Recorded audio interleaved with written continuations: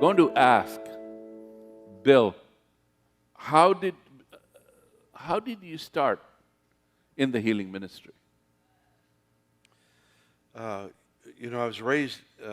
My grandparents sat under Smith Wigglesworth, and my uncle was a soloist for Amy Semple McPherson, and so there's a lot of that history back in That was your dad? my family line. But my dad didn't. Your one of your uncles? That was an era where they felt it was the special person. Uh-huh. It was not for everybody, and so I would pray for the sick, but nothing ever happened. Ever. Except sometimes they died.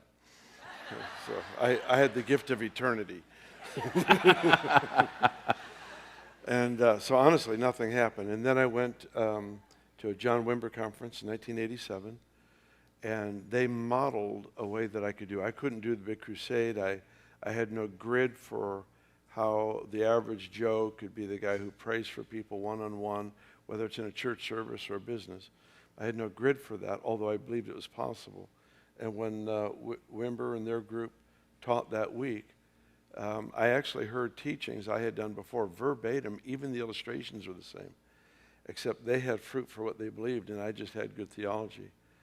And so I went home realizing that I needed to put a demand on my faith and take risk. And so I went home and just started with greater risk, and it started immediately. I think it was that week the breakthrough came. So I think it's just sometimes you get in the right atmosphere, you have the right heart, but there's a grace that God wants to give you. And they were walking in something I was hungry for. And our whole team came back, and immediately there was fruit.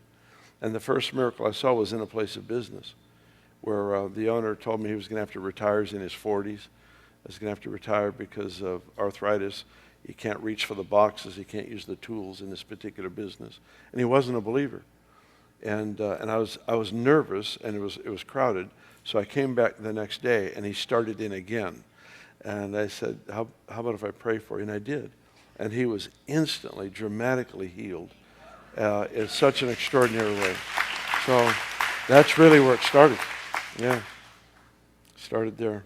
And we just immediately started training people to do the same so that we could not just keep it in a church setting, but actually outside of the church. And to this day, it tends to be where the bulk of our miracles and stuff happen in unusual locations.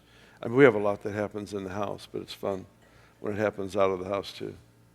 So, you hovered over this. I mean, it was Yeah. a big event. It was something that Yeah. totally transformed and changed you, Yes. the church, and then your ministry is affecting multiple hundreds of thousands around the world. But so you knew this was very important. Yeah. It just, I would get so discouraged. I'd go for 6 months and pray for a lot of people. Nothing would ever happen, so I just quit. And then I'd read another book by John G. Lake or something. I go, oh, all right, I'm going to do it again. I'd have enough courage to go for another 3 months, and nothing would happen, so I'd stop. And it's just this roller coaster. And but it just would never leave the pages of the Bible.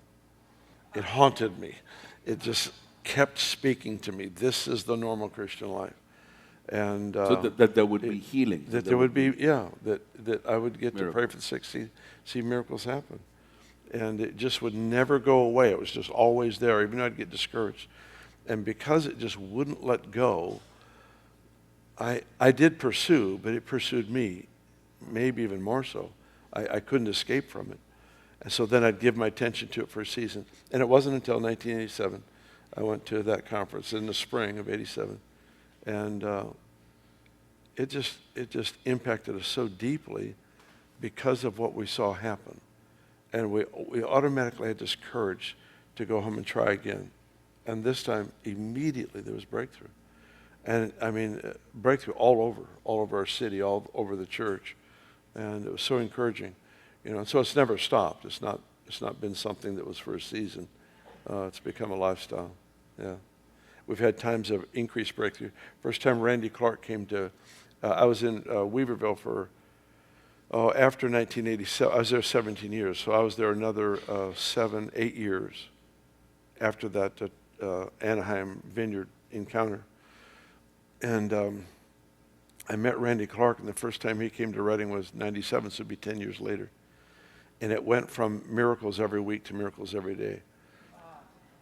He left such a strong deposit that it was like a train wreck, but in a good way. You know, it was just, he just steamrolled us into the miraculous where it became daily. And I don't think there's been a day in our city where there's not been a miracle since 1997. I don't think there's been a day. So for 21 years, yeah. That's awesome. I can't prove it, but the stories come in. The stories come in so continuously. And not just a miracle here, a miracle there, but extraordinary things that happen in numbers, you know, where there's 4 or 5, 6 at a time, you know, in a given location that are healed miraculously, and it's just continuous. It's been very encouraging for us. Yeah, either in our town or through our teams, always constant. The whole journey has been walking into the unknown, and there's very few times I really know what's happening. Most of the time I don't. And I have found that still to this day, when there's a meeting, most of the time I need to press into it. I need to look for the opportunity. It doesn't always just present itself, obviously. And so I have to kind of lean in that direction and activate my faith. And so that's just a huge part of this journey for me. They came and got me one Sunday night during a meeting, and they said, "Hey, we've got a woman over here that was born deaf that is hearing." So I ran over to talk to her to see what happened. So I started talking to her because I had never talked to anyone born deaf before, and that was healed. So I started talking to her, and it was just noise to her because she's never heard words before. And she just began to point to the ceiling, and the ceiling's where the speakers were. And she could hear the music coming through the speakers, and so she would point to the speakers. And so she was in her, I'm guessing, her 40s, and her, I think it was cousin, came over and began to communicate with her. And over the next few days, they taught her language. I think the first word was Jesus, which is a good place to start in your conversation. But they just began to talk to her and spent several days with her, and she just began to learn to speak because she was now hearing. And those kinds of experiences. I remember praying for a mother who was just horribly oppressed of the devil, and prayed for her, and it was a deliverance that took place. And then her daughter was born deaf, and they brought her up for prayer, and I realized there could be a spirit involved, so just quietly just dealt with that. And as I'm praying for her, it's just the most amazing thing to pray for this 5-year-old little girl that's just having to hold still because you got your hands on her head. She can't hear. She doesn't know what's going on.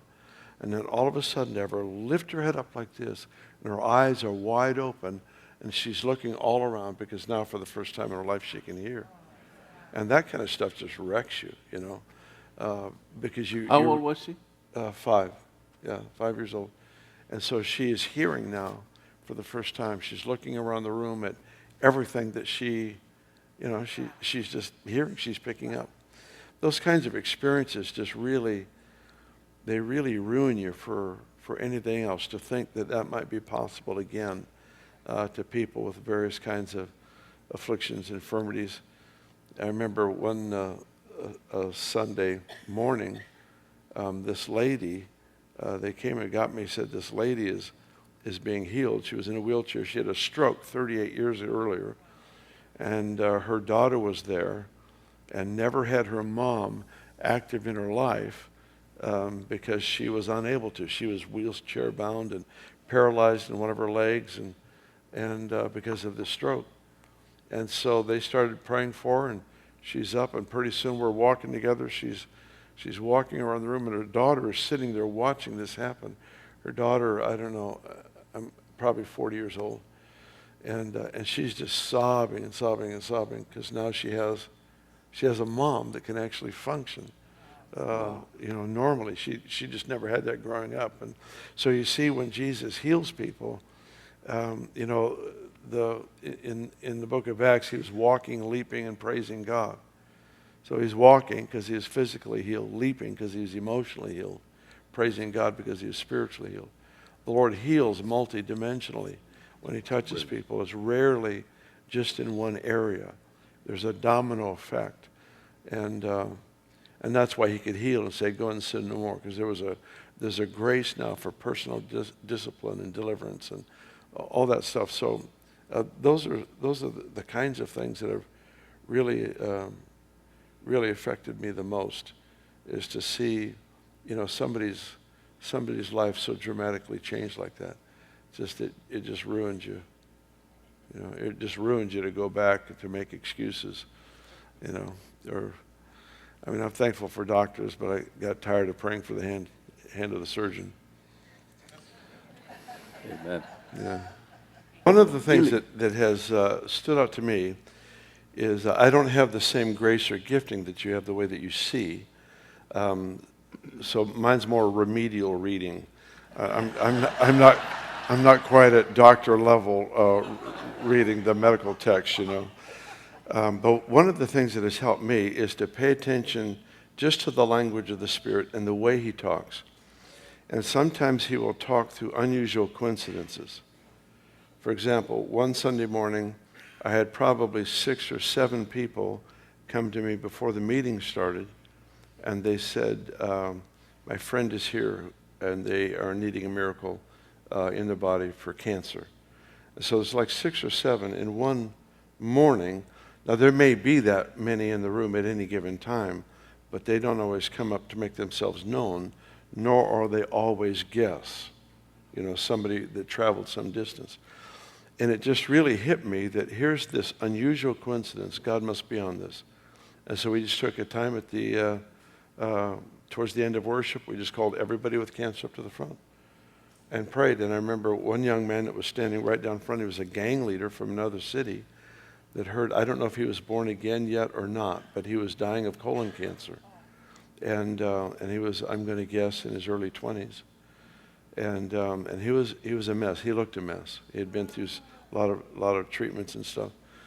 And so we prayed for him, and he was not only healed, he went back and began to minister to other gang leaders and was just deeply, deeply impacted. But we will always pray for the people with any kinds of need at all. We have that every service. So for all the cancer patients to receive, prayer is a no-brainer. We're going to do that all the time anyway. But this was a unique moment in that the language of the Spirit, the unusual coincidence, was so pronounced that we needed to create a special moment for it, draw everyone's attention towards it and pray.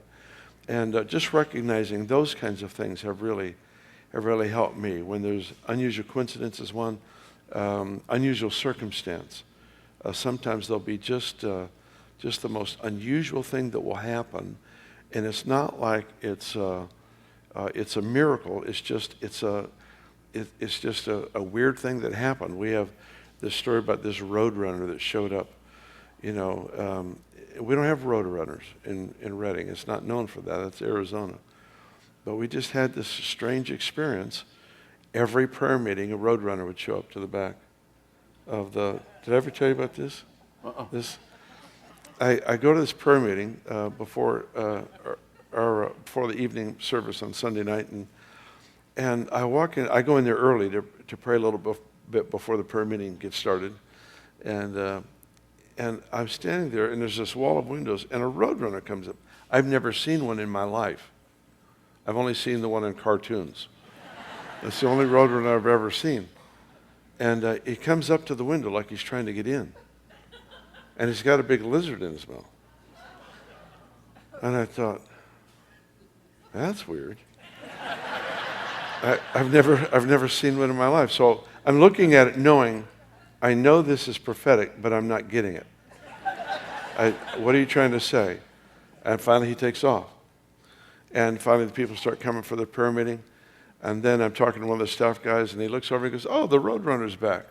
Now look, and there he was again. I said, what do you mean back? He said, yeah, he was here last week. I said, you're kidding. So he left after a while, and then he came the next Sunday night for the prayer meeting. And then he came the next for the prayer meeting. And he came the next. And he'd always have a lizard in his mouth.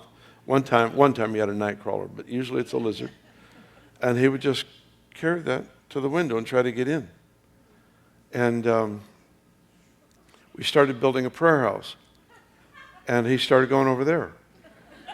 He would only attend prayer meetings. He didn't like my sermons. He wouldn't come.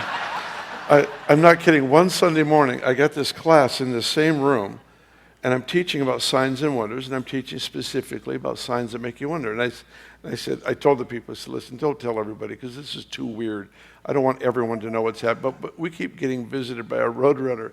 And the guy in the front row goes, you mean him? And I look around, and he showed up on cue. I'm not kidding. He showed up on cue. And I said, yeah, that's him. And then he started doing the banning leaf shirt would lead the youth prayer meeting on Wednesday night. He started coming to that too. And then this went on for months. And I'm still not getting the message. I mean, I'm calling Bob Jones. Bob, what do roadrunners mean? I'm calling we're letting our intercessors know so they can start to pray into this thing. And I started to do studies because this is just too weird for it not to be prophetic, you know. In fact, that's what I said. I said, this is too weird to not be prophetic. And I found out roadrunners kill rattlesnakes. So I thought, well, you're now my best friend. Amen. So, yeah. And so one day, one of our janitors said he got into the building and he was upstairs. He was upstairs in a room that we used for school of ministry eventually. And so he had heard me talk about the Roadrunner, and so he'd turn on worship music, and he'd sit in the middle of the floor, and the Roadrunner would come right in front of him. And he would worship. I'm not saying the Roadrunner flipped his wings around like this. I'm just saying whenever he stopped to worship, the Roadrunner would come right in front of him. And then he'd feel bad about not vacuuming and cleaning, so he'd get up and vacuum a little bit more. And then he'd decide, man, I need to worship again. So he'd sit down, the Roadrunner would come right in front of him. Oh, my goodness. And so he finally has to move to another part of the building. So he walks down the stairs, the Roadrunner goes with him, gets down this hallway, and he's walking, and the Roadrunner's behind him. And somebody on a side door comes out of a room, spooks the Roadrunner, it flies to the end of the hallway into a window and dies. Oh. Yeah, that's not the ending you want. So he comes and gets me, and he says, the next day, he says, Bill, he said, I killed the Roadrunner. I said, what? And so he tells me the whole story. And I said, where is he? Because we're going to go raise him, you know. So he takes me to the back. He was our mascot, man. He was our.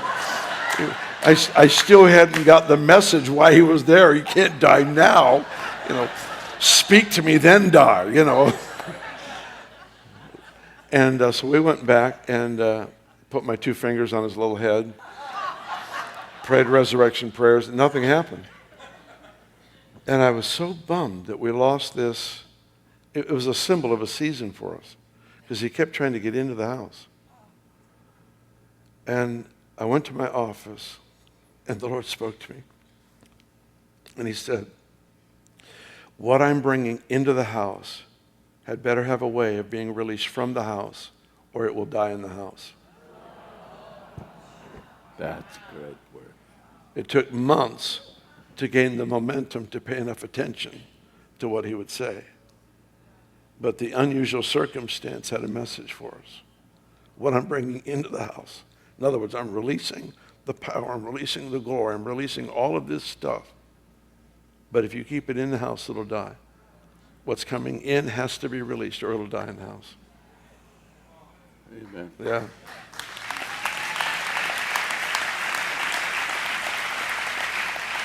That's a great story. Great story. Unusual. I wondered what happened to the Wile E. Coyote. We shot him. Yeah. Oh, it moved to Washington, D.C.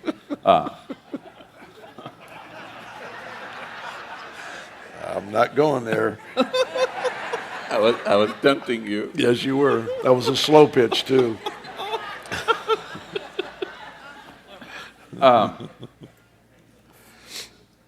What were the, I mean, we are hovering on the healing and all that. You hear, speak a little bit more about hearing. How do you hear the voice of the Lord in the context of healing and all that? How does it come? For me, it's usually an impression that I get. Sometimes I say a mental picture I've never seen with my eyes, like you and Chris and some of the people around me will see open visions. I've never had that experience. I expect to, but I haven't yet. But I'll have just a mental picture, and it's usually there just in a flash. It's as easy to ignore as it is to give attention to. It's never been extremely pronounced. But when you're leaning into the Lord, the subtle things become louder. It'd be easy to ignore otherwise, but you're looking for indications of what he's doing. And I'll get a picture of maybe a body part, or I'll see, I was in a meeting in Bakersfield, California. I was looking to my left, and I just saw a flash of the word tumors. And what I've learned is delayed obedience lessens the power. So I've been trying to learn the millisecond that I see him do something, that I act immediately. So I'm looking to my left. We're praying for people. I look to my left. I see this flash of the word tumors. And I went, tumors. And as I went like that, tumors. 5 people with tumors, they disappeared. Just seeing that word. But it was the kind of thing that probably everybody in this room has had happen, but it's so subtle that you write it off. And so the thing that's helped me is just to nurture an appetite that's continuous for what he's saying and doing.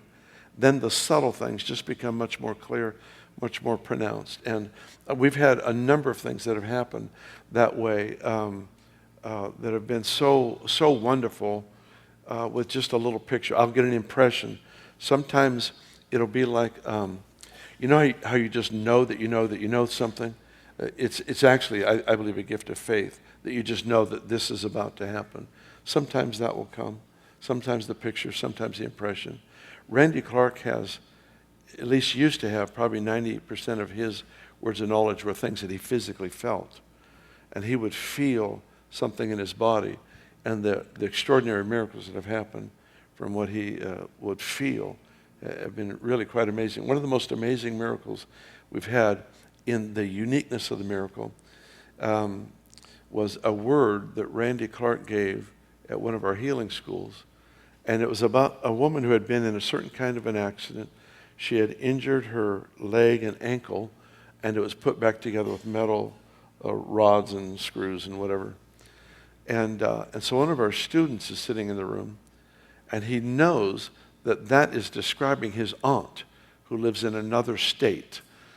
And so he sends a text, he gets his phone out, he sends a text, and he says, Aunt Diane, Randy Clark just gave a word of knowledge, and it's about your condition. She had just had this accident, just had the surgery, and she was suffering a lot of pain and crutches and everything, And so, but she's in bed, so she doesn't get the text. She gets up in the morning, and when she gets to the bathroom, realized she's healed and forgot to bring her crutches and has 0 pain. And she got to the bathroom, she has no pain. And so she wakes up her husband excited, says, I've been healed. She still doesn't know he sent a text. They go out to breakfast to celebrate together. And then she remembers, I haven't turned my phone on. She turns her phone on, and there's the text from the night before that Randy Clark called out her condition. The nephew believed on her behalf, and she experienced a miracle without her even knowing that word had been given. Isn't that amazing? Amen. Oh, yeah. Amen. Yeah.